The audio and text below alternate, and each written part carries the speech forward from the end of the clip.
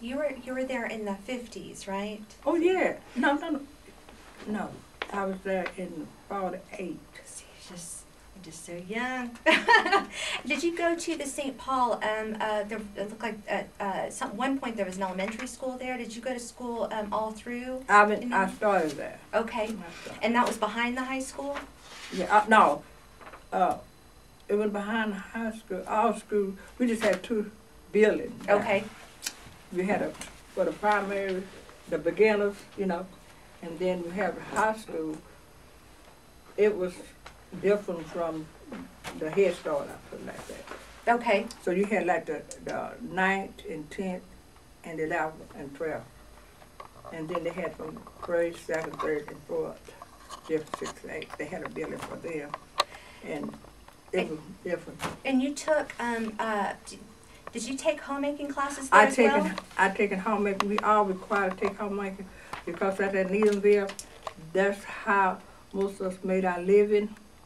Because after school was out, we had a farm. They had a farm, and our parents would come to the high school, and they would can.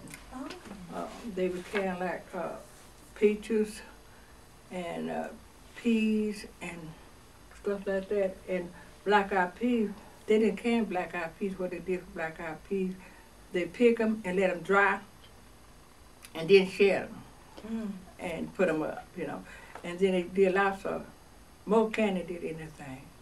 They did their own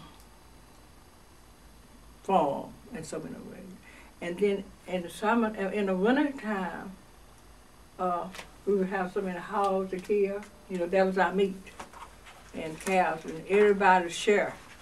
And I know that, and our family like 7 of us, and our dad would kill like 5 hogs, and different one would come help him to clean the house, scrape the house, and whatnot. And then they had a large meat box that they would salt the meat down in this big box with salt and whatnot. So they would always had it figured out that if we have enough vegetables until March, we can march through, because people started planting and everything. But they also had like pinto beans, stuff like that.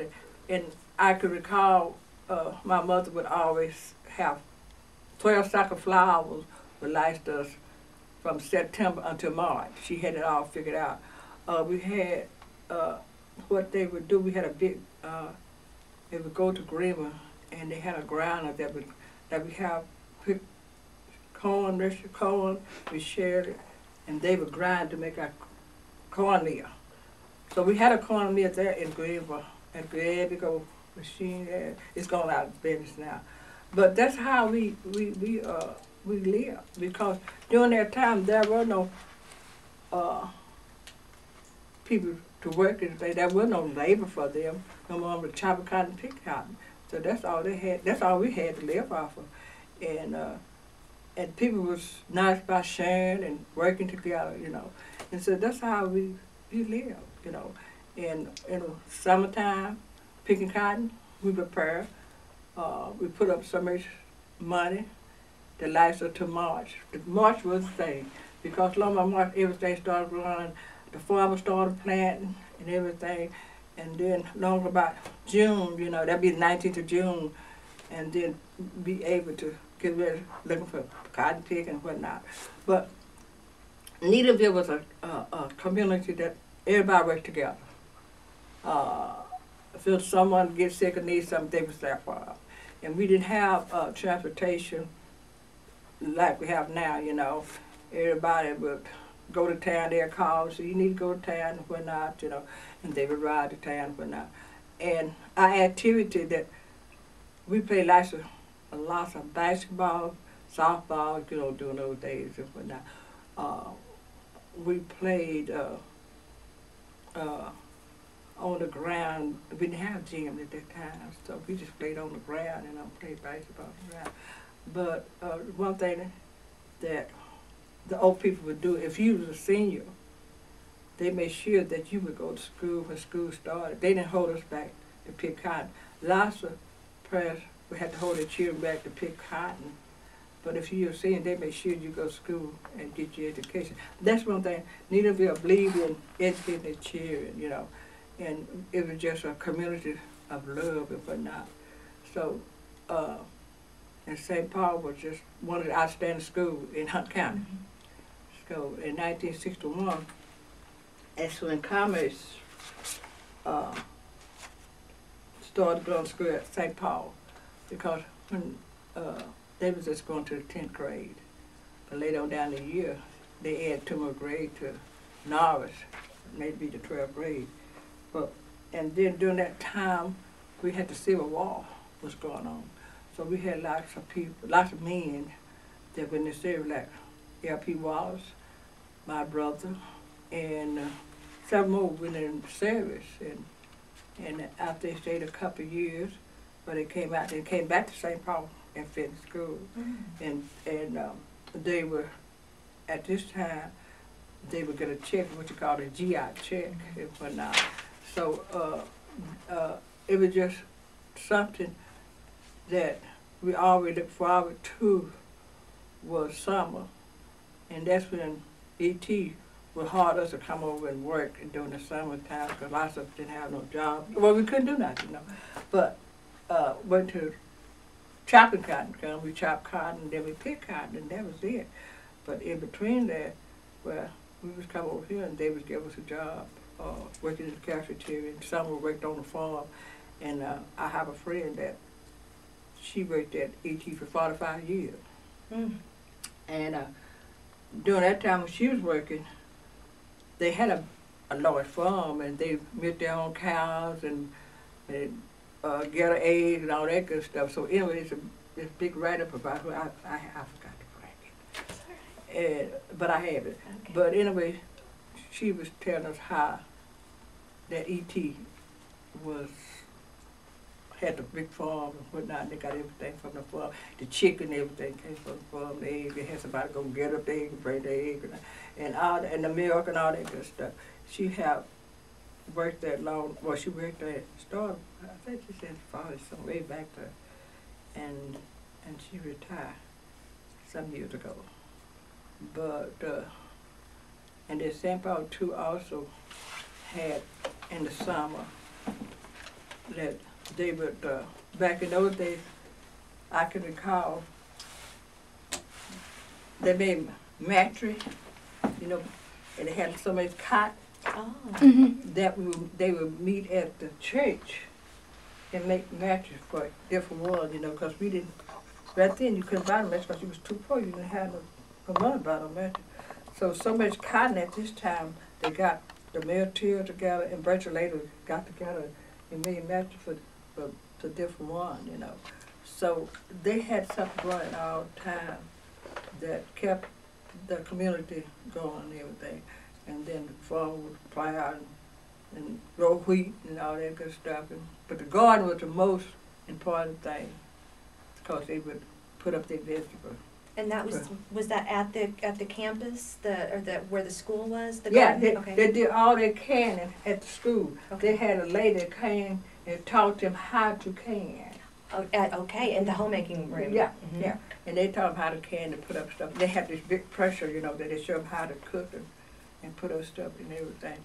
So then I can recall when we was coming up as kids that they lived in plenty of vegetables at this time, because they have pinto beans, and my mother would put on pinto beans in the morning, and when we would get back, the pinto beans would be done, but that juice be so thick because she done put on this wood stove, and cook, and she would have cornbread and peach cobbler, because she done canned up peaches, see, and she make us a peach cobbler.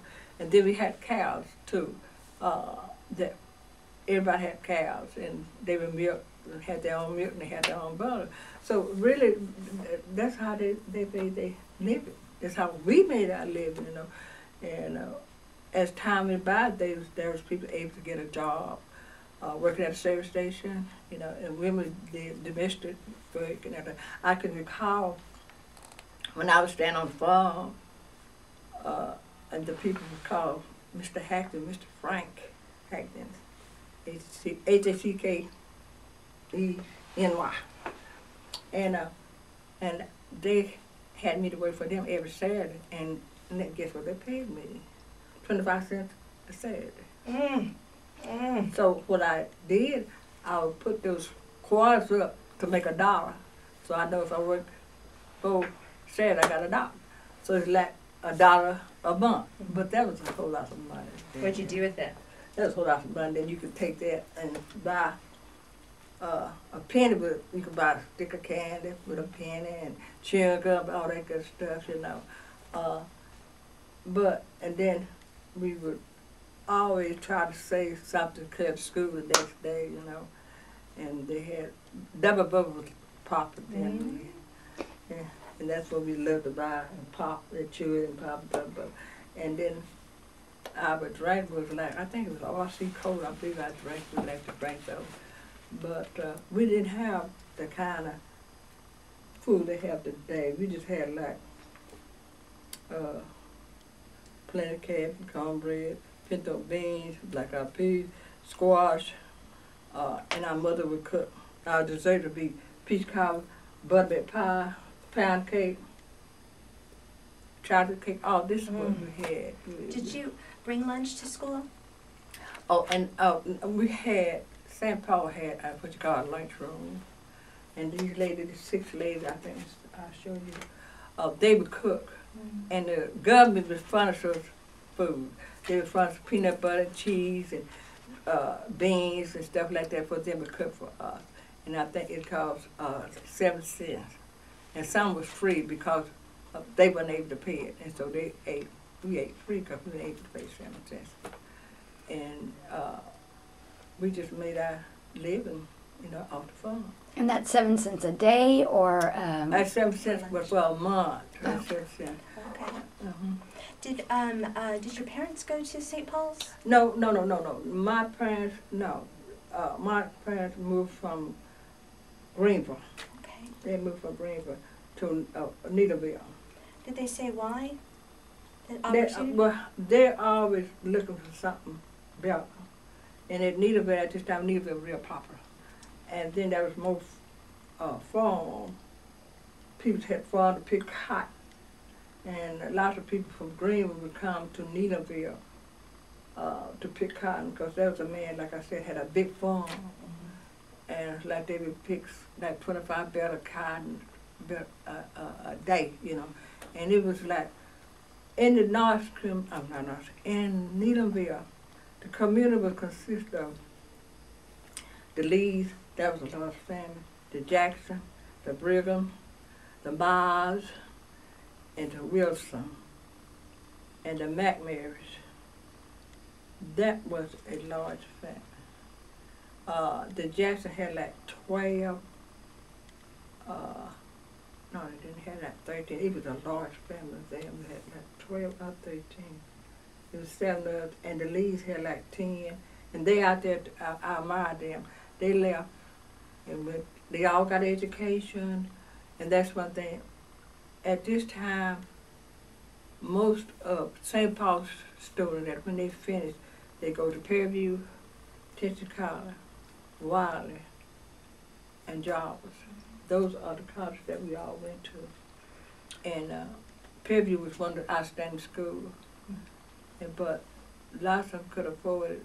But at the same time, there was parents that taken ironing, and we had what you call, we had this major field, the Soldier Hill, and they would iron their clothes, and that's how they would make their money to send their children to school by ironing for the GI. Did anybody say at the time, I mean, that it would be, I mean, A&M Commerce is right here, and so, and I guess it was probably quite expensive to send your kids to Houston and. Yeah, it was, but like I said, our parents was provider. Right. And like I said, that I know our lady, Miss Brigham, Leota Brigham, she had a girl in Fairview, and she would take an ironing to send her girl to school. And there's other people with work for different, do housework. Mhm. And we have 1 or 2 ladies, white people stay out in Needhamville that would hire people to do housework, and they would take on that. So there wasn't a sense of frustration that they maybe have to iron less if their kids could go to the school that's next door, because they were committed to providing an education, and an education for the folks of Neelanville wasn't available to them in Commerce. That's ET was a lot of help to St. Paul. Okay. ET was funds our band suits, Mhm. our books, and other things that they would give to Needhamville. At the time when we was, I can remember that Mr. McDowell, who was the business manager at ET, and he really worked with us by doing things for the school, helping the school. So, and I know our first football, they just play here at EP. I was trying to look for that. It's here somewhere where we played here, and that's like, after a long time ago. But it's like 1943, I believe, somewhere in that neighborhood. So you left Neelanville young, right? You were in your early 20s, am I right, when you went? When I marched down in 1948 in May, last of May, Dr. J. O. Papina had already made arrangement for me to go to Jarvis Christian College. I finished 1 week, and the next week I was at Jarvis Christian College. I went to Jarvis Christian College. I had 1 pair of shoes and 1 Sunday dress. I never forget that.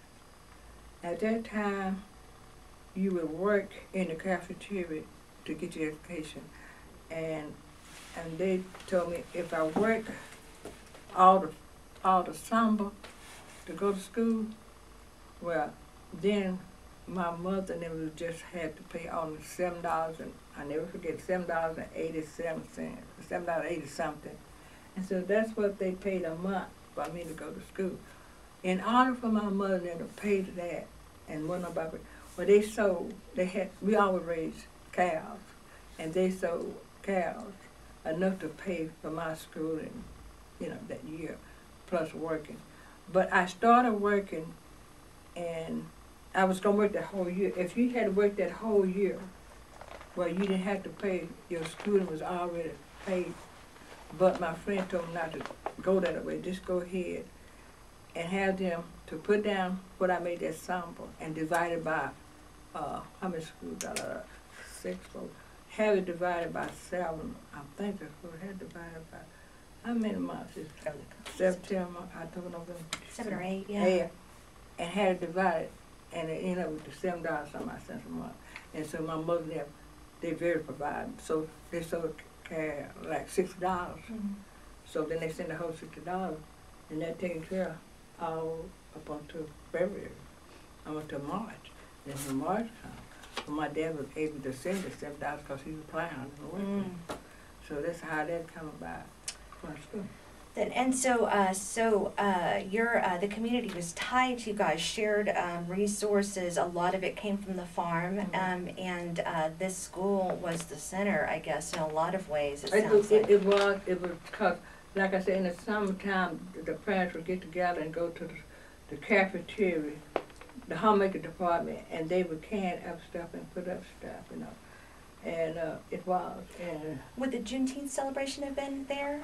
Now, in 19th of June, we celebrated 19th of June.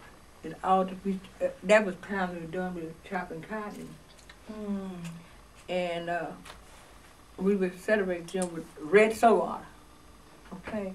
And we had a big barbecue and whatnot, and just have big barbecue and fish different stuff for 19th of June. But we celebrate the 4th of July more we did the 19th of June, because the people, the white people celebrate the 4th of July. And by themselves, well, they would invite us to come and work, and then what was left, they would give it to us, you know, how that went by. So we went along to celebrate both of them, but we really celebrate the 19th of June and the 4th of July, because they would always have big barbecues. And at this time, they would barbecue goats. And that was quite interesting, you know. And people were barbecue goats and whatnot. And then I can recall as when we were picking cotton and whatnot, it'd be hard. And we had ice, but you know, we had to dig a hole in the ground and put the ice in the ground, cover it up to keep it. That's how we kept ice a lot during that time. And later on, as time passed by, we was able to get not a refrigerator, ice box. And the man come by selling ice, so we called it ice box. And as time goes by, we were able to get a refrigerator, you know, down through the years. And so that's how we made it. And during that time, in the war of 1943 was on, and lots of men volunteered and were in service. And that was in order to help their parents. And I know, I was glad, because at the time, when I was in school in 1950, 53, I believe, my brother was in service. And he needed me allotment of $37 a month. And that was a lot of money. I couldn't wait till the first come to get that, but $37. But that's how lots of people made it to their son in their service, their brother in service and whatnot. And they would send money to help, you know, people do things like that. Did the teachers at St. Paul, were they also trained at Wiley and Bishop, and where did they go mostly? Most of the teachers came out of Tyler, Okay. Bishop, Wiley, Bishop, Fairview. And most of them were originally from the community or from outside the community? They were outside. Let's see.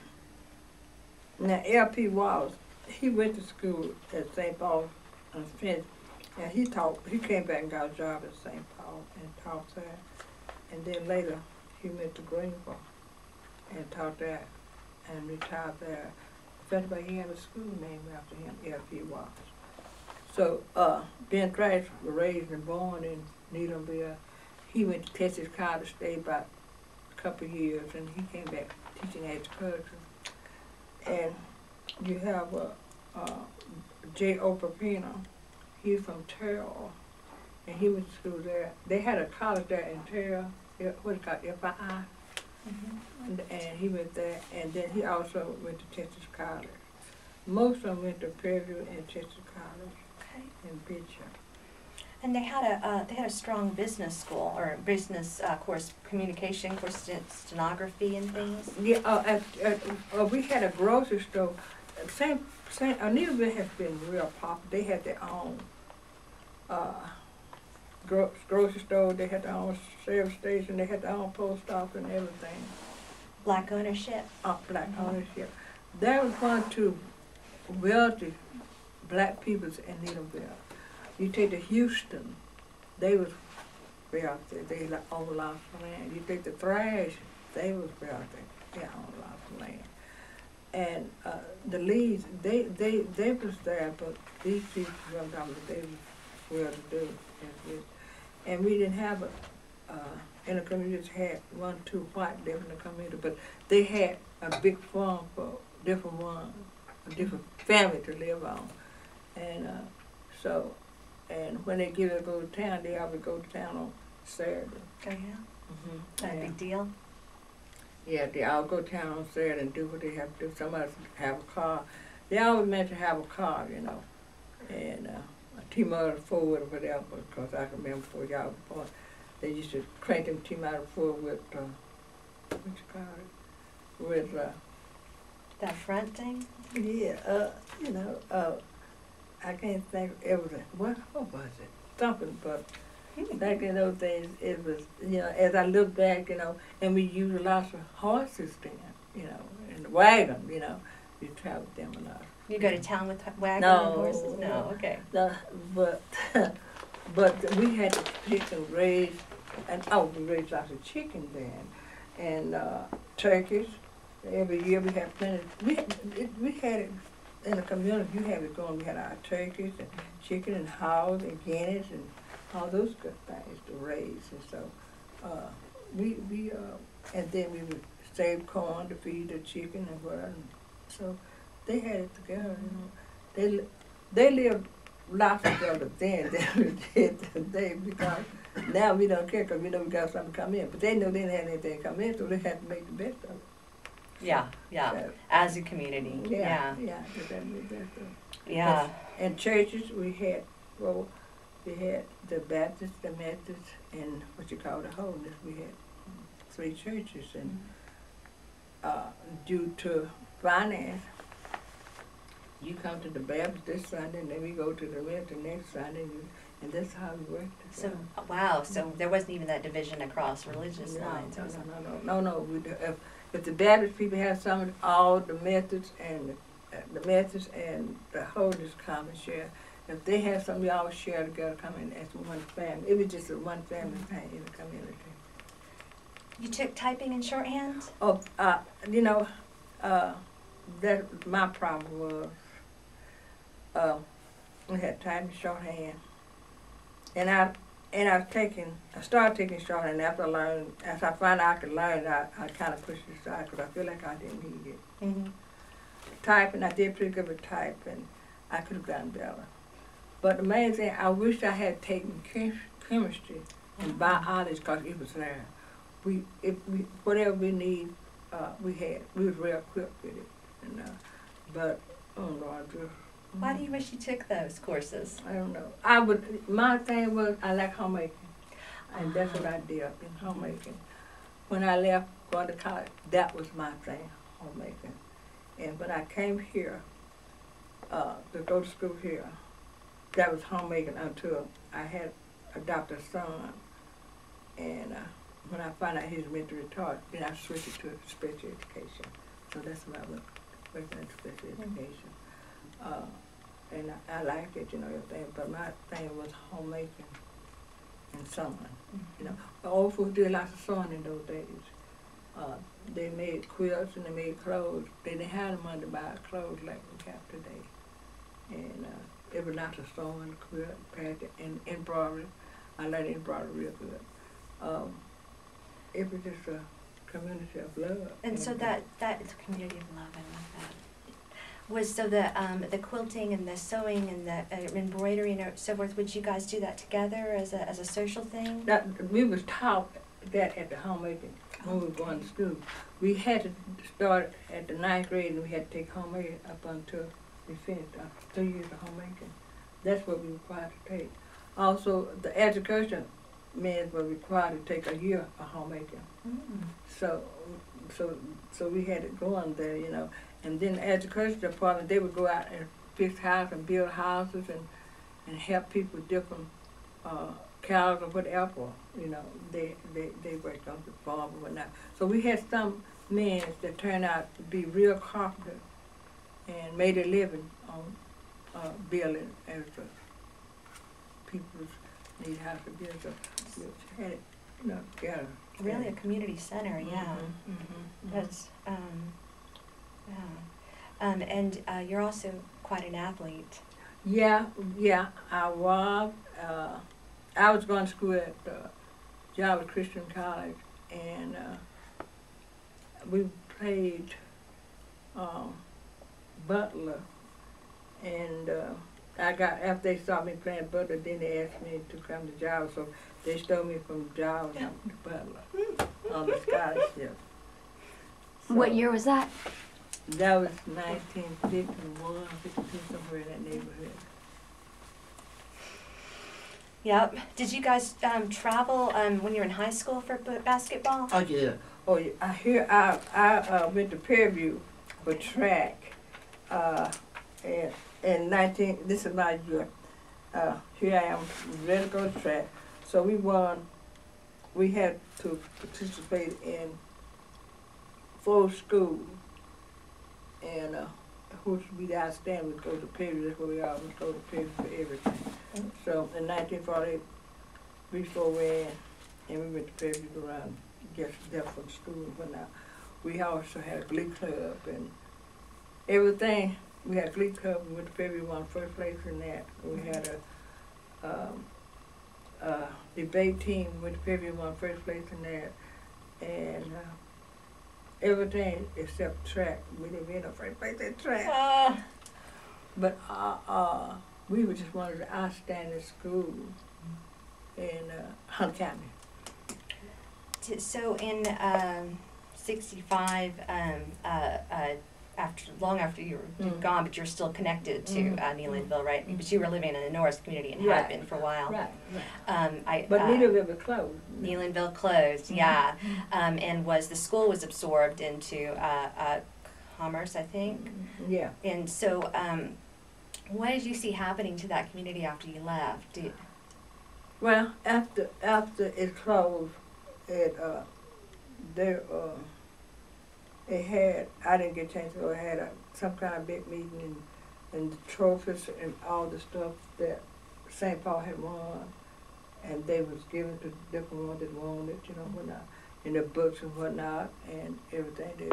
I didn't get a chance to go. I don't know where I was, but anyway, after it closed, they distributed those things that who wished to have or whatnot, and so that's what they did. Once the school was gone, do you think that it lost its center, the town did?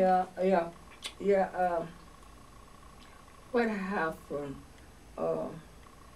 They lost because children started going to a different school at this time, and they were more able to go to different schools because parents, like some parents get a job in Greenwood, where they could go to school in Greenwood. Some parents get a job in Commerce, they would go to Commerce, different area. And that's what happened. And then at the time they lost, what really happened, St. Paul stayed up first class A school, and there was some mischeating. I'm not using the right word, but there was some cheating at St. Paul, where he was carrying some student that was dead, that had died, and they caught up with him. So that was during the time J.L. Stanley, who was the principal at that time, J.L. Stanley, that he came there in 45, and where he said that we had 500 students. We didn't have 500 students because several students, one of the students had got drowned, and the other student had actually been somebody killed, whatnot, but he was still carrying. So that's what busted us up. So they were getting funding for 500 students, and they didn't have them. And so that's what really busted us, knocked us down. And then he lost his job too, so he wasn't able to come back. So he taken this man, this man right here was the one that went in St. Paul, and he got killed. Now jail stepped in. So he got killed in school? No, he come up shot. Nobody know how he got shot. Oh. And this was Mr. Stanley taking his place. Oh my goodness. Okay. Was there any sort of tension with the white community? Was there any feeling that you guys in Neelanville were too self-sufficient, that things were going on? I mean, did you ever get did you guys ever think that could have been a hate crime, that this guy got shot? No. Okay. We never thought it. This everybody feel like it was done. Black men did due to some kind of jealousy or whatnot. Okay. Now we never had that. One problem when we go play basketball, we went down to we would play in Paris, Greenville, Wood City, Leonard, and we would go Gilbert. We went to Gilbert to a tournament, and we would go all the different, and went to Phony, Terrell, all the places we would go play basketball. And but we went to Leonard, Texas to play basketball. And one of our girls got sick, and Dr. Pena stopped in the drugstore to get her some medicine. Her stomach was hurting, and so anyway, he went in and they he fished it up in a glass, and he was gonna give it to her, and the man came in taking it out of his hand. So no, we don't stare at people here. Oh my gosh. It was another test, I never forget it. Mm-hmm. So the little girl had to just have her stomach ache all the way back. God bless, we just came out home. It was, I can recall going to Tyler, this little town called Yankee, Y-A-N-T. And black people better be careful to go through there, because they did not like us at all. That's the time when I was going to Jarvis, and we come through there, we drove very, very careful, because they didn't play. That was the Yankees. So we were talking about that. Me and this guy was talking about me and him before, because they didn't play. And we didn't have too much problem, you know. During the time when I was coming up, we didn't. Only thing we had problem was the black land and the whites. We let this sign up there, and so they got that down, whatever we did with that. Because I know when I was working in Greenville, I went to a meeting in Dallas, and the minister asked me, "Do y'all still have that sign up there, black land is white people?" I said, "No, they're taking it down." So, that was Native, Greenville proper.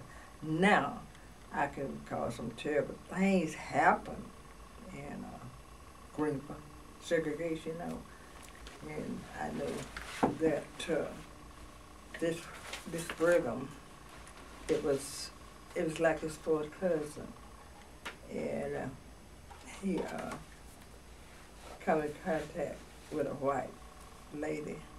Well, fact about it, he was working, carrying in the wood, and she didn't have anybody to help her, and so he would just go and carry wood in every day after he get out of school, and somehow he ended up having a baby by her.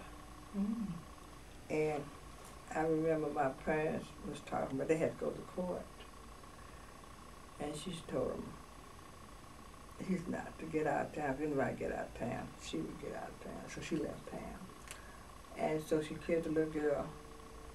And, well, you don't know about the scrap, but she killed the little girl downtown where most of the black people hang, and they had, and then on the square they would have a vegetable, where they'd be selling different kind of vegetable. And she gave the little girl to his peoples. And so they raised her. And she's died again about 3 or 4 years ago. So it just very little discrimination in Greenville. And everybody knows what's up. And of course, we had to find out and whatnot. And it just wasn't too much, because everybody knew they supposed to know the consequence. They try to have peace. So it wasn't too much to in common, because when we got the NACP, there was lots of segregation, and Mr. Moore, like the project, we went in to integrate the project. It was all black, but they said, "Oh no, we're going to integrate this." And so we integrated the project, so you got white and black. We integrated everything. If it was just white, we integrated. So we didn't have no problem. All the problem we had that at the cafeteria, when Mr. John Knight, we had a black girl out there, Sarah, her name was Ruth Nesbitt, I never forget, And he came down that aisle, he said, I die and go to hell and water, and with blood running up to my neck before I let a black woman serve. And at this time, Mr. Bobo Nelson was our administrator over the kitchen. And he got some mail, he came out there. And they happened one evening. And then next day, he put Miss Neal back out there. And he said, I want him to say something to you. And she got back out there. She didn't want to go. He said, no, you're going to. You ain't going to have none of this stuff. So she got that serious, so it went on confused. He just never come back no more. But he said, I ain't let this black girl That was a student, right, that said that, or? That was Mr. John Knight. I guess he didn't have to like black people. He didn't want black people to serve him, you know. And so that was quite disturbing right there. But other than that, we haven't had no problem at all. People going to, really, cause like I said, my niece was the first black girl that finished St. Paul and went to school here and got her degree here. Velma McWaters. And she was a very smart girl. So, and Dr. G told her she could go to school in Denton, where it was integrated. We thought we didn't want to go to school there, we want to go to school here. So we typed up, like she could type real good, and we went, started a typewriter so she could type. And so, I mean, you know. Well, so, yeah, because she needed a typewriter Yeah. to write the letter. Yeah, so we couldn't own no typewriter, you know, we weren't able to get a typewriter, so we went, we carried it back. It was for a good cause. Yeah, we carried it back. So did you help her write those letters too? Yeah. Well, when I started working here, there was lots of division. When I was working in the cafeteria, they had different prices, and I didn't see it that way.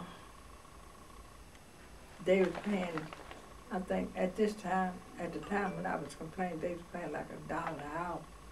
And they were paying these other people 75 cents an hour, and I didn't think it was right. So I wrote in. And that's where that walkout all came about. I feel like they should get $1, just like I was getting $1, but they paid something. So the man from Austin came in and asking to see the payroll and everything. In fact, he called me. He said, Miss Penny, I am here in Commerce.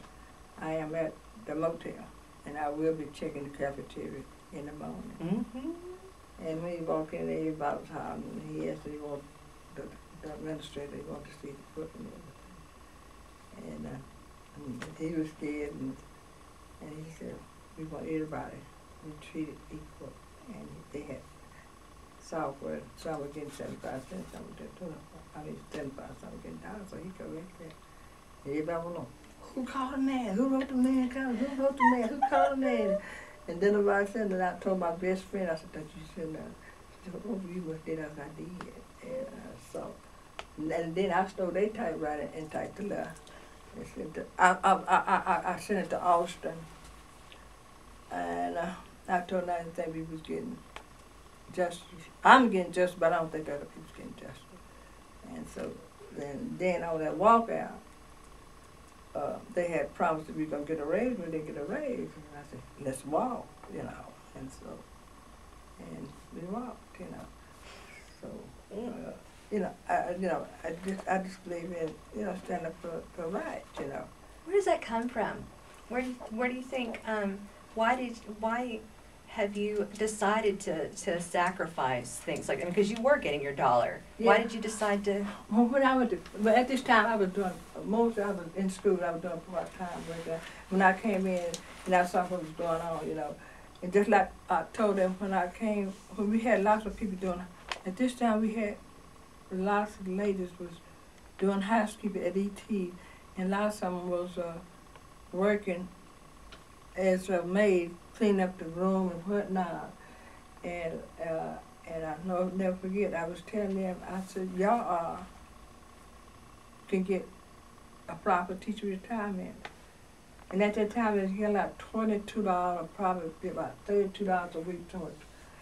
And they told them, the people that over there, oh no, y'all can't get no teacher retirement. I told my good friend, Miss Tucson, I said, Miss Tucson, you asked for the teacher retirement because you can get you a quiet foot, get it. And so she went and asked for it. And they gave it to her. The rest of them are scared. And they can't take it out of my, but I ain't making enough. So I said, y'all, it's there.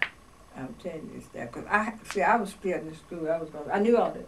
But, and I was telling. And I said, okay. And so finally one day, I wrote and told them, wrote to Austin, and asked them why that these people can't get teacher retirement. You know, they're working, why can't they get it, you know? And so then they wrote a note to the administrator and to the people that was working on them, asked them why not they getting teacher retirement. And so they had a meeting one day, and they told us, yeah, we got to take out teacher retirement. And so that's what they did. And then when some of them got ready to retire, like my husband, he got ready to retire, and he had 35 years, but he hadn't had no 35-year retirement taken out. So I said, oh, okay, well, why can't we pay those years that they didn't take it out to make up to the 35 years? Mm-hmm. They said, oh yeah, we can. I said, okay, Yeah, well, let's okay. do that. Let's do that.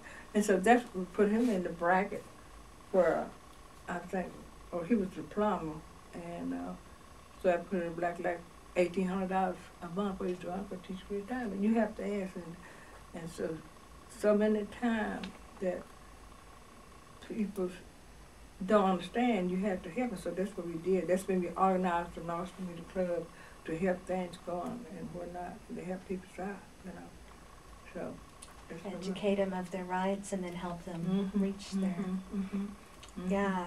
So were you watching and influenced, do you think, by some of the, I guess, the rattles out in the national landscape about the civil rights movement? I mean, were you reading it and what? Oh, what happened when we organized the North community? We stayed up at 2 o'clock in the morning working on different plans.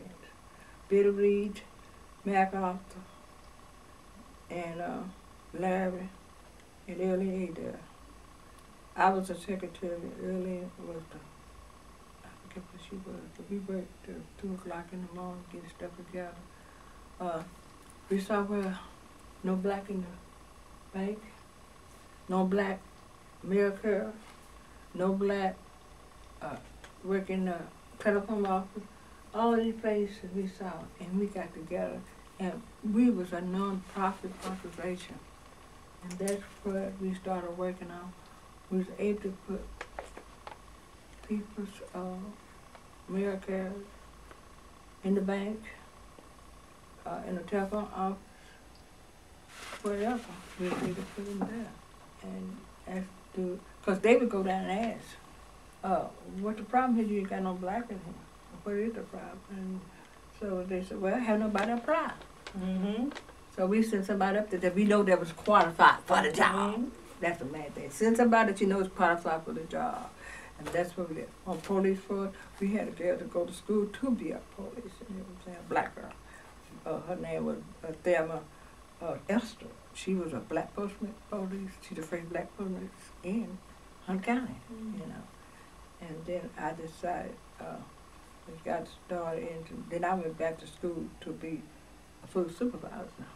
And so then that's when I determined whatever I like to do, that's what I feel I determined to work as food supervisor. So that's when I went back and got my degree plan. I had to go to Paris Junior College, and I gave John Kennedy Smith hired me to be over his nursing home. And he also paid for my books and paid for me going to school. And so I appreciate him today for that. And it was good, but it was hard. It was really hard. For this simple reason, You go in, you don't know what you're gonna face when you walk in there. And some of those people, they just brought us here to die. Assisted living home, right? Yeah. And that's where they feel. My children brought me here to die and whatnot. But and then some I fall in love with, and the next day I come in, she passed. It's just really just hard. It's just like, nah, my son was fairly messed up his back, his spine. He been in that hospital since September. And then there's home where they have rehab to take so they can get him to walk. He had to take therapy. So I had him in Greenville, and he didn't like Greenville, had some understanding, so I put him in every nursing home where they have rehab. And he's on Atlantic FEMA Barbertop for a seizure, and they gave him too much, overdosed him. So then I had to send him to the hospital, so he stayed there like 7 days in ICU. So he got, well, he really didn't really get over it, but anyway, he was able to go to another rehab, which there in Tulsa Spring. He went there last month, and he got a place he couldn't swallow, and water, he couldn't swallow anything. And I said, he's not eating or swallowing, y'all gonna have to do something. Well, we gonna have to send him and insert a tube in him that feeds him, you know. And they kept on putting it off, so when they did decide, I went back and told them they had to send him to the hospital to do something, but they sent him that next morning, and he didn't know anything. He had stopped breathing. We really had to lose him. So what happened, he couldn't swallow. His lung collapsed. You know when your lung collapse, you can't get no oxygen in your brain. And which that down his left side. On the right side, it was just a little bit. And the doctor said, we're going to take a chance on it a little bit. Because he said, I don't know what I can do. So we sent him to, we get him to talk. And so his son Bella was able to talk. But he had a sore in the back. That's another thing. See, after people in the nursing home, yeah, I have seen so many people that they don't feed, don't take care of them, don't give them the right. I've seen them give them the wrong medicine and kill them. You know? So anyway, they had to do surgery on him this morning, and where he had a sore, and this sore had a crush on it, and they had to go in there and clean it, and where the tissue could grow. Is this a bed sore? Mm-hmm. One You big were one. moving them. They wouldn't turn them. You have to, when you have a patient, you have to turn them off. And now they got these measures that turn them, and they can't afford that, you know what I'm trying to say. So anyway, but it turned out well, and so he's not, after they go back, he probably stay a couple days in this home, but I'm bring him home. I can do what they doing at the nursing home from there 24 hours. So that's my plan, and I hope that he do okay with come home. I hope so too. I had no idea you were going through that. Yeah, so I tell, so and I worked in the nursing home 17 years, and I know what it's like. And I tell people, see about your people in the nursing home. Yeah. See about, because my brother died, and died for lack of malnutrition, not enough food. And this would happen in the nursing home. They burn your plate, and they set in front of you. That's serious. Mm-hmm. They burn your plate and set it. They don't know where you're going to eat it or not. They don't care. Mm-hmm. They burn your dinner, sit there, I don't want it. They're gone. They burn your supper, sit there, I don't want it, they're gone. They go back, they're not concerned whether you ate or not. But see, that's when the doctor, that's when the food supervisor need to check. See, that's what I did. I checked. I said, what happened here? He didn't eat his food. What's going on, you know? Mm-hmm. Well, see, that's what it's all about. You got to get somebody to make sure this person ate something. And I did my best on that. I made sure that if they didn't, I get the RN, she come in and see what's going on. But now, just like they did my son. They sit up there and smoke, did their thing, but I got to use for them now when I get myself together. I didn't want to call state on because I knew what would happen. It was called other people to suffer. If I had called state on them, and the thing they done, they probably would have closed them down. They never called other people to suffer. Mm-hmm. So I had to go another route, and they gonna have a meeting. When they have a meeting, I tell them about, that to the DON, you need to check with your nurses and make sure these people eat, and make sure the people's okay. Places sitting up there 12 months like sweetheart, walk the hall and see how everything's going. I have a granddaughter who's a nurse, and she was at the nurse. I said, baby, watch them. She's like, Grandma, I said, take care of them. I said, because we never know. So you have to treat everybody right. So. And they don't have enough people following up on these people because they have been dropped off there, most of them, right? Yeah. Well, this is what's hard about.